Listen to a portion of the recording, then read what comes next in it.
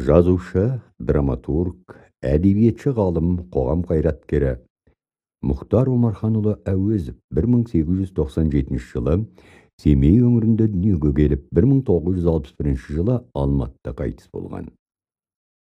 Мұхтар Әуезов шығармашылығының негізгі арқауы сұм заманынан соққы жеп, тағдыр тауқыметін тартқан қорғансыздар, жетім жесірдің аянышты халі мен күрделі тағдыры. Жазушының көксерек, қорғансыздың күні, жетім, қаралы сұлу, барымта әңгімелері мұңлы образдармен ерекшеленеді. Қаламгердің тырнақалды әңгімесі қорғансыздың күнінде панасыз қыз Ғазиданың атқа мінерлердің зорлығына ұшырап, боранда үсіп өлген суреттелсе, жетімде Қасым атты жетім баланың қасіретті тағдыры, ағайыннан көрген қорлығы баяндалады. Өмірден зәбір көрген жас бала ақыры қашып шығып, қараңғы түнде ажал құшады.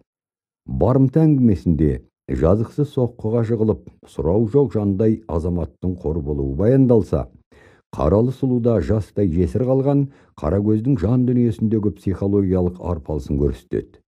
Мұнда адам жанының трагедиясы, өмірге деген белгісіз жұмбақ құлшынысы мен іңкәрлігі көрініс тапқан. Аталмыш әңгімелердегі оқиға желісі бір сарында болғанымен, әрқайсысы халықтың мұң шерін әр қырынан қозғайтын, сол кездегі қазақ ауылының алуан түрлі әлеуметтік шындығын реалистік түрде суреттейтін көркем туындылар.